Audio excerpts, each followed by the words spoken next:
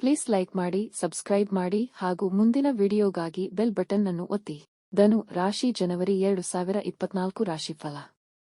ವೇದ ಜ್ಯೋತಿಷ್ಯವನ್ನು ಆಧರಿಸಿದ ಮಾಸಿಕ ಧನು ರಾಶಿ ಜಾತಕ. ಜನವರಿ ತಿಂಗಳಲ್ಲಿ ಧನು ರಾಶಿ ಜನರಿಗೆ ಆರೋಗ್ಯ, ಶಿಕ್ಷಣ, ವೃತ್ತಿ, ಹಣಕಾಸು, ಕುಟುಂಬ ಮತ್ತು ವ್ಯವಹಾರ.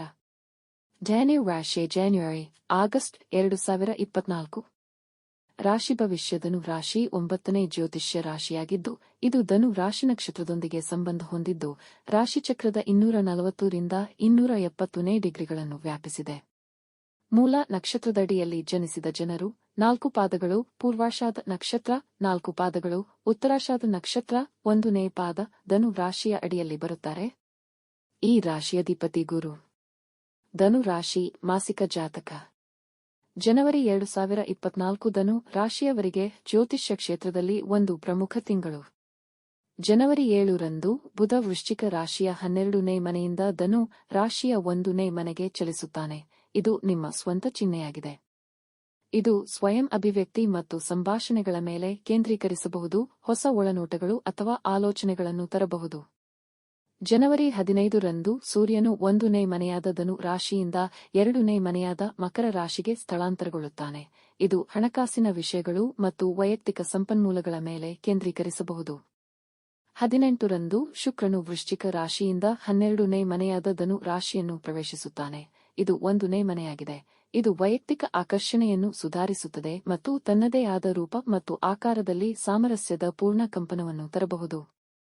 ಧನು ರಾಶಿಯ 1ನೇ ಮನೆಯಲ್ಲಿ ಮಂಗಳನು ತಿಂಗಳಾದ್ಯಂತ ತನ್ನ ಸಂಚಾರವನ್ನು ಮುಂದುವರಿಸಬಹುದು ಮತ್ತು ವೈಯಕ್ತಿಕ ಪ್ರಯತ್ನಗಳಿಗೆ ಉತ್ಸಾಹವನ್ನು ತರಬಹುದು, ಆದರೆ ಅವಸರದ ಎಚ್ಚರಿಕೆಯೂ ಇದೆ.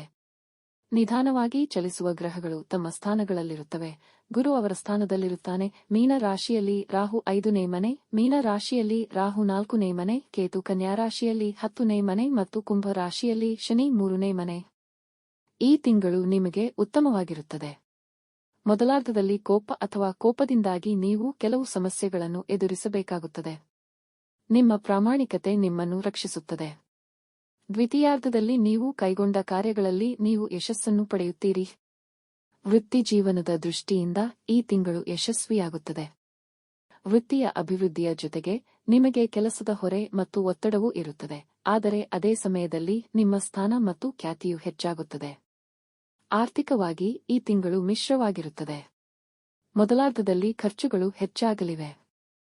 ನೀವು ಐಷಾರಾಮಿ ಮತ್ತು ಆರೋಗ್ಯಕ್ಕಾಗಿ ಹೆಚ್ಚು ಖರ್ಚು ಮಾಡುವಿರಿ. ದ್ವಿತೀಯಾರ್ಧದಲ್ಲಿ ಖರ್ಚುಗಳು ಕಡಿಮೆಯಾಗುತ್ತವೆ ಮತ್ತು ಆದಾಯ ಹೆಚ್ಚಾಗುತ್ತದೆ. ಷೇರು ಮಾರುಕಟ್ಟೆ ಅಥವಾ ಯಾವುದೇ ವ್ಯವಹಾರದಲ್ಲಿ ಹೂಡಿಕೆ ಮಾಡಲು ಈ ತಿಂಗಳು ಸೂಕ್ತವಲ್ಲ. ಆರೋಗ್ಯದ ದೃಷ್ಟಿಯಿಂದ ಮೊದಲಾರ್ಧವು ರಕ್ತ ಮತ್ತು ಮೂಳೆಗಳಿಗೆ ಸಂಬಂಧಿಸಿದ ಆರೋಗ್ಯ ಸಮಸ್ಯೆಗಳನ್ನು ಹೊಂದುವ ಸಾಧ್ಯತೆಯಿದೆ. ದ್ವಿತೀಯಾರ್ಧದಲ್ಲಿ ಆರೋಗ್ಯ ಸಮಸ್ಯೆಗಳಿಂದ ಚೇತರಿಸಿಕೊಳ್ಳಲು ಇದು ನಿಮಗೆ ಅನುಕೂಲಕರವಾಗಿದೆ. ಆದಾಗ್ಯೂ ದ್ವಿತೀಯಾರ್ಧದಲ್ಲಿ ನೀವು ಕೆಲಸದ ಹೊರೆಯಿಂದಾಗಿ ಬೆನ್ನುನೋವಿನಿಂದ ಬಳಲಬಹುದು. ಸಾಕಷ್ಟು ವಿಶ್ರಾಂತಿ ಪಡೆಯುವುದು ಉತ್ತಮ. ಕುಟುಂಬದ ದೃಷ್ಟಿಯಿಂದ ತಿಂಗಳ ಮೊದಲಾರ್ಧದಲ್ಲಿ ಈ ತಿಂಗಳು ಸಾಮಾನ್ಯವಾಗಿರುತ್ತದೆ. ನಿಮ್ಮ ಉತ್ಸಾಹದಿಂದಾಗಿ ಕುಟುಂಬ ಸದಸ್ಯರು ಅಥವಾ ಸಂಬಂಧಿಕರೊಂದಿಗೆ ವಾದ ಇರಬಹುದು. ದ್ವಿತೀಯಾರ್ಧದಲ್ಲಿ ನಿಮ್ಮ ಸಂಗಾತಿಯಿಂದ ನೀವು ಉತ್ತಮ ಬೆಂಬಲವನ್ನು ಪಡೆಯುತ್ತೀರಿ.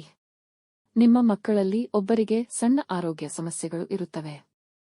ಈ ತಿಂಗಳಲ್ಲಿ ವ್ಯವಹಾರದಲ್ಲಿರುವವರಿಗೆ ಮೊದಲಾರ್ಧವು ಸಾಮಾನ್ಯವಾಗಿರುತ್ತದೆ ಮತ್ತು ದ್ವಿತೀಯಾರ್ಧವು ಉತ್ತಮ ಸಮಯವನ್ನು ಹೊಂದಿರುತ್ತದೆ. ಮೊದಲಾರ್ಧದಲ್ಲಿ ಖರ್ಚುಗಳು ಮತ್ತು ಬದಲಾವಣೆಗಳಿಂದಾಗಿ ವ್ಯವಹಾರವು ಸಾಮಾನ್ಯವಾಗಿ ಮುಂದುವರಿಯುತ್ತದೆ. ದ್ವಿತೀಯಾರ್ಧದಲ್ಲಿ ವ್ಯವಹಾರವು ಬೆಳೆಯುತ್ತದೆ ಮತ್ತು ಆದಾಯ ಹೆಚ್ಚಾಗುತ್ತದೆ. ಈ ತಿಂಗಳು ವ್ಯಾಪಾರ ವಿಸ್ತರಣೆ ಮತ್ತು ಹೂಡಿಕೆಗೆ ಉತ್ತಮವಲ್ಲ. ವಿದ್ಯಾರ್ಥಿಗಳು ಈ ತಿಂಗಳಲ್ಲಿ ಉತ್ತಮ ಸಮಯವನ್ನು ಹೊಂದಿರುತ್ತಾರೆ, ಆದರೆ ಅದೇ ಸಮಯದಲ್ಲಿ ನೀವು ನಿಮ್ಮ ಆಕ್ರಮಣಕಾರಿ ಸ್ವಭಾವ ಮತ್ತು ತ್ವರಿತ ಕ್ರಮಗಳನ್ನು ಕಡಿತಗೊಳಿಸಬೇಕಾಗುತ್ತದೆ. ಈ ರೀತಿಯ ಆಕ್ರಮಣಕಾರಿ ಸ್ವಭಾವವು ನಿಮ್ಮ ಪರೀಕ್ಷೆಗಳಲ್ಲಿ ಕೆಲವು ಸಮಸ್ಯೆಗಳಿಗೆ ಕಾರಣವಾಗಬಹುದು. ಪರೀಕ್ಷೆ ಬರೆಯುವಾಗ ಜಾಗರೂಕರಾಗಿರಿ. ವಿಡಿಯೋ ನೋಡಿದ ನನ್ನ ಎಲ್ಲ ಕನ್ನಡಿಗರಿಗೂ ಕೋಟಿ ಹೃದಯಪೂರ್ವಕ ವಂದನೆಗಳು. ದಯವಿಟ್ಟು ಸಬ್ಸ್ಕ್ರೈಬ್ ಮಾಡಿ, ಲೈಕ್ ಮಾಡಿ.